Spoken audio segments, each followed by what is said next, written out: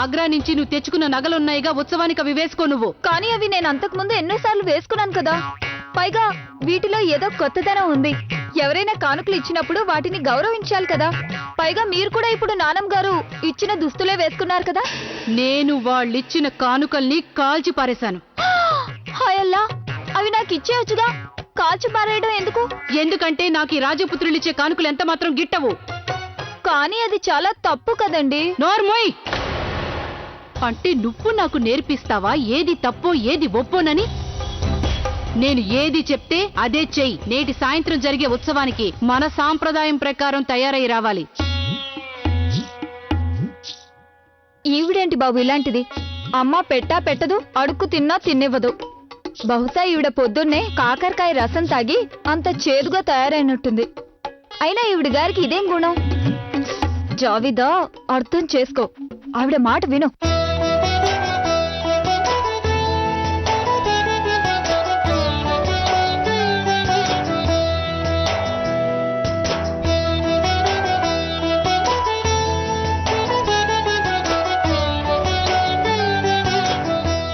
అల్లుడు గారు, ఇలా బయటే ఉండిపోయారు. లోపలికి దయచేయండి, ఉత్సవం ఆరంభం కాబోతుంది. రాణిగారు, మేము జోధా బేగం కోసం ఎదురు చూస్తున్నాం. తమరికి తెలియనట్టుంది షహన్షా, ఆడవాళ్ళకి సింగారించుకోవడానికి చాలా సమయం పడుతుంది. అద్దం ముందు ఎంతసేపైనా గడిపేస్తుంటారు. మీరు చెప్పింది నిజమే రాణిగారు, కానీ ఏం చేయగలం? మమ్మల్ని ఇలా వేచి ఉండేలా చేసినందుకు ఆ అద్దం తల కూడా మేము నరికించలేం. బాగుంది. అయినా తమరు ఇలా వేచి ఉండటం నాకు ఏమాత్రం ఇష్టం లేదు. నేను తక్షణమే జోదాన్ని పిలిపిస్తాను. అదిగో తను రానే వచ్చేసింది.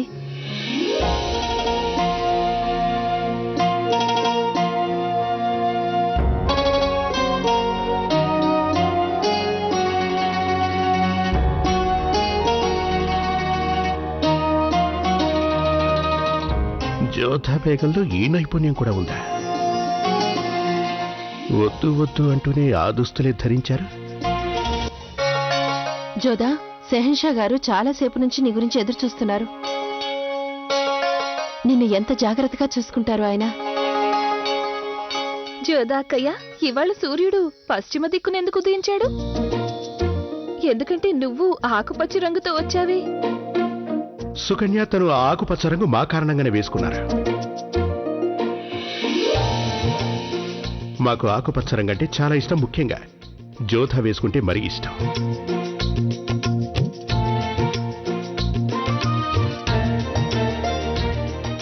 లోపలికి వెళ్దామా? తమరు వెళ్ళండి, మేము ఒక్క క్షణంలో వస్తాం.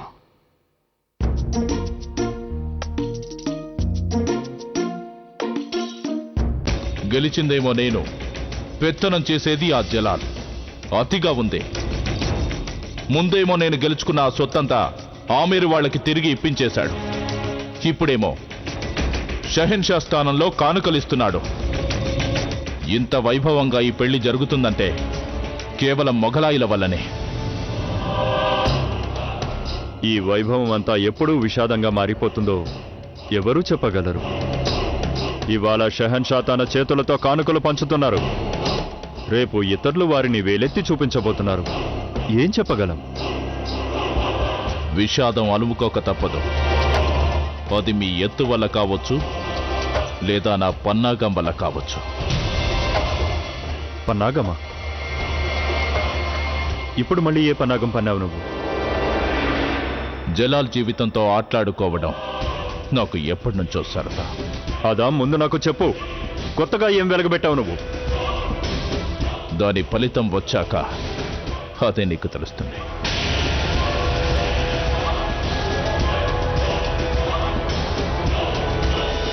నువ్వు ఇక్కడంతా చూసుకో, నేను ఇప్పుడే వస్తాను.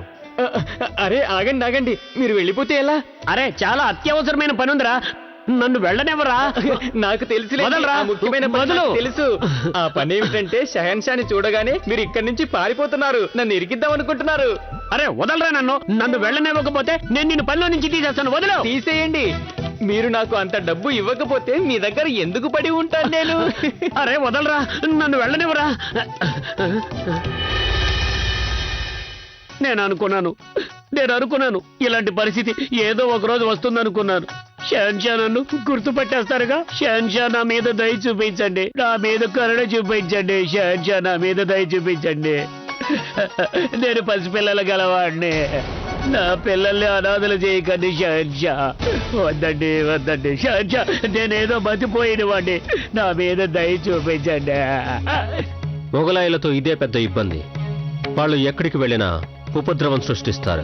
వాళ్ళు ప్రశాంతంగా బతకరు, ఇంకొకరిని బతకనివ్వరు. వంటలన్నీ పోయినసారి చేసినంత బాగానే వండాలి. షహన్షా, పోయినసారి కంటే కూడా ఈసారి వంటలు మిఠాయిలు కూడా ఎక్కువ రుచిగా ఉంటాయి. చాలా బాగుండాలి. బాగుంటాయి. ప్రతి వంటకం రుచిగా ఉండాలి, లేదంటే రుచిగానే ఉంటాయి, చాలా రుచిగా ఉంటాయి. షహన్షా, పోయినసారి కంటే కూడా వంటలన్నీ చాలా రుచిగా ఉంటాయి. ఏంటి వింతగా చూస్తున్నారు? ఇదేమైనా వీధి నాటకమా? పొండి పొండి. షహన్షా గారు నన్ను మన్నించి వదిలేశారు. ఇప్పుడు చూడండి జిలేబీలు ఎలా ఉంటాయో.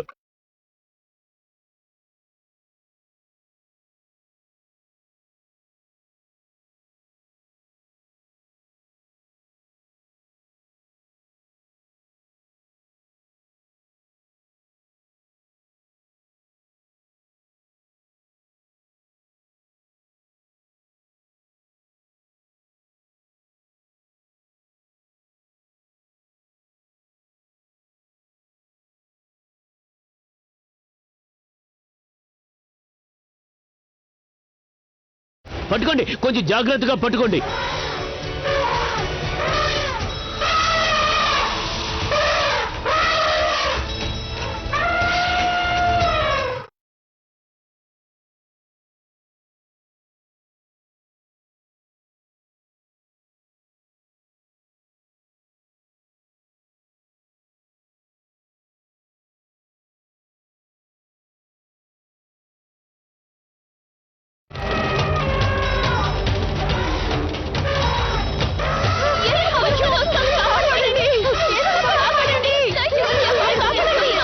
వెంటనే ఏదైనా చేయాలి, లేదంటే ఇది గందరగోళం సృష్టిస్తుంది.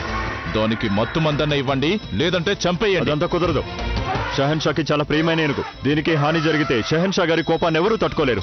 అయితే ఇది షహన్షా గారికి తెలియచేయాలి. బహుశా వారే దీన్ని లొంగ తీసుకోగలరు. మీరన్నది నిజమే, ఇది షహన్షా చెప్పినట్టే వింటుంది. వారే దీన్ని లొంగ తీసుకోగలుగుతారు. షహన్షా వచ్చేలోపు నేనే ఏదో ఒకటి చెయ్యాలి. ఆదాం, ఎక్కడికి వెళ్తున్నావు? దానికి పిచ్చెక్కింది, అది నిన్ను చంపేస్తుంది. నేనేం చెయ్యాలో నాకు బాగా తెలుసు.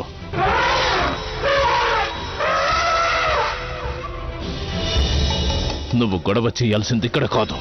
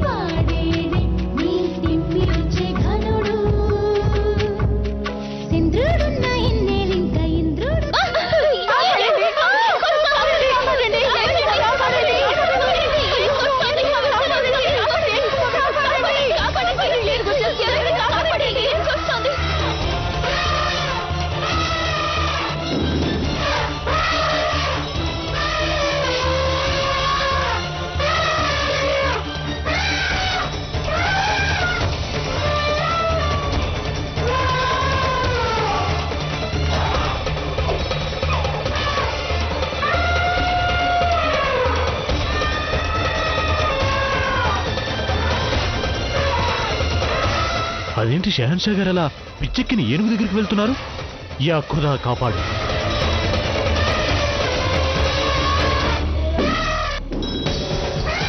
హవాయ్ హవాయ్ హవాయ్!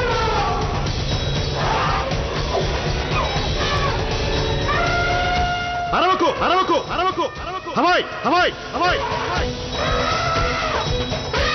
వెనక్కి వెళ్ళండి, ఎవరు దాని జోలికి వెళ్ళదు. వెనక్కి వెళ్ళండి, పోండి ఇక్కడి నుంచి. మేము చూసుకుంటాం దాని గురించి. Hawaii Hawaii! అలాగే ముందుకురా, మా దగ్గరికి వచ్చేసాయి.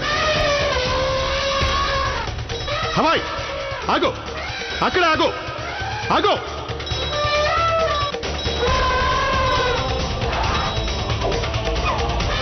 ఇప్పుడు జలాలు మాత్రం ఏం చేస్తాడు? ఇలాంటి పరిస్థితుల్లో ఏనుగు తొండం పట్టుకోకుండా దాన్ని లొంగ తీసుకోవడం సాధ్యం కాదు.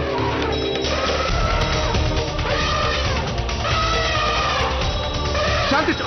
హవాయ్ హవాయ్ హవాయ్. ఇప్పుడు తను ఏనుగు మీద ఎక్కి కూర్చోవాలి. ఇప్పుడున్న స్థితిలో అది చాలా కష్టమైన పని.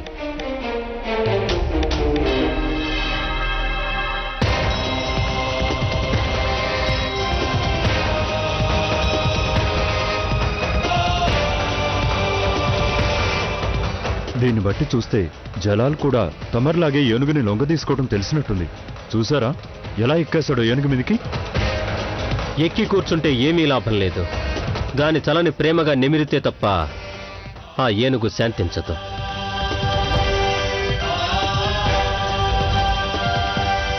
శాంతించు హవాయ్.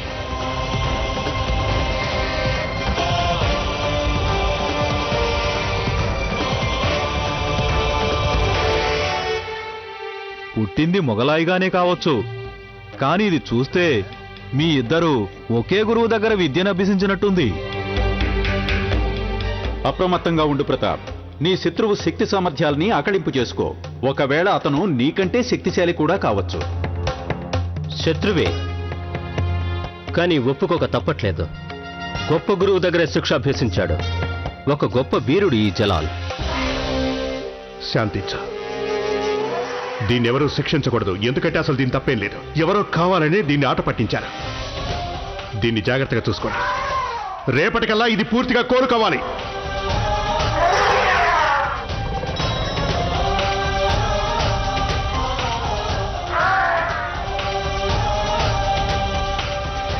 హవాయ్,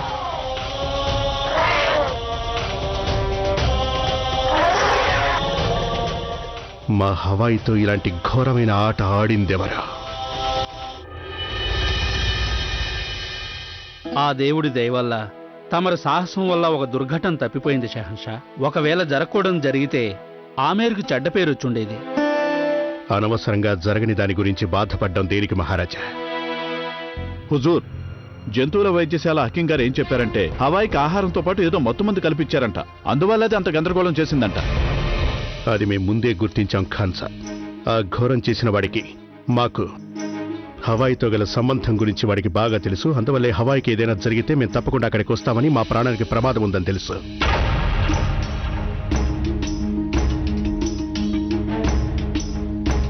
వాడెవడో మంచి ఎత్తుగడే వేశాడు, కానీ మా సామర్థ్యం ముందు వాడి పన్నాగం ఫలించలేదు. ఆ శత్రువు ఎవడై ఉంటాడు?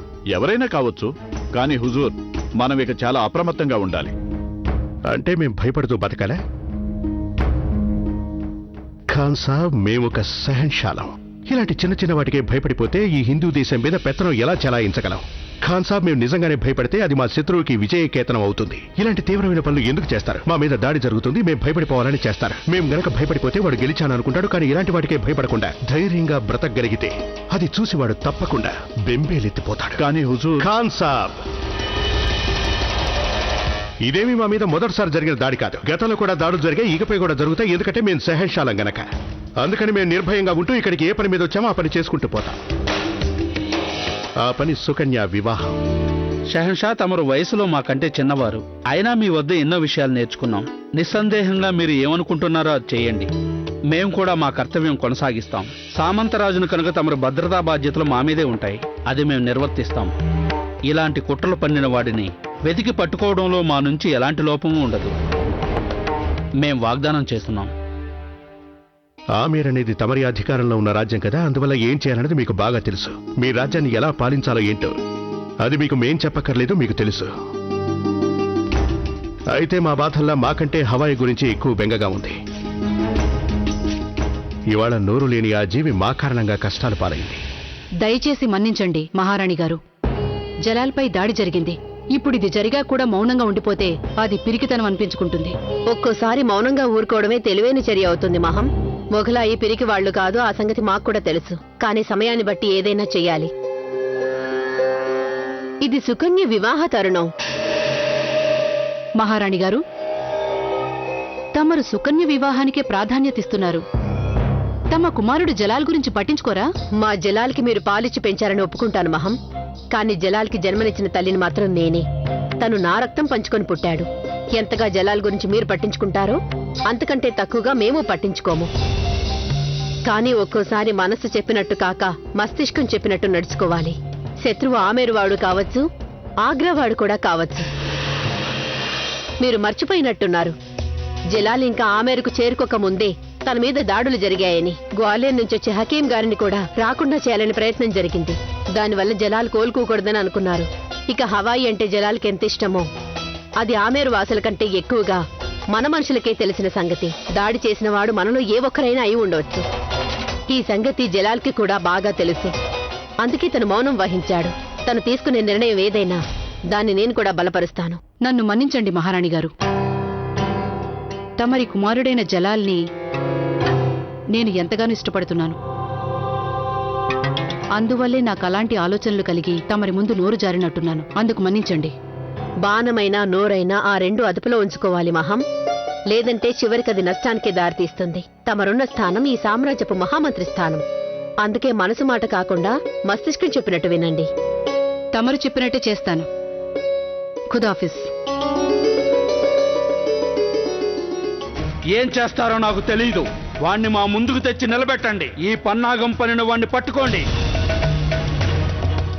షహన్ షా సమక్షంలో వాణ్ణి నిలబెట్టి తీరవలసిందే. నీకు అర్థమయ్యేలా ఎలా చెప్పాలో నాకు అర్థం కావడం లేదు. ఏం చెప్పినా నువ్వు అసలు ఎందుకు పట్టించుకో? ఎందుకంటే నాకు నీ హితబోధ అక్కర్లేదు గనక. నువ్వు నాకు గురువు స్థానంలో లేవు, నేను నీ సేవకుడి స్థానంలో లేను. మర్చిపోయినట్టున్నావు ఆదాం. మనమిద్దరం ఒకే నావలో ప్రయాణిస్తున్నాం. నువ్వు చేసే పొరపాట్ల వల్ల నావు మునిగిపోతే నేను కూడా నష్టపోతాను. అది నేను సహించలేను.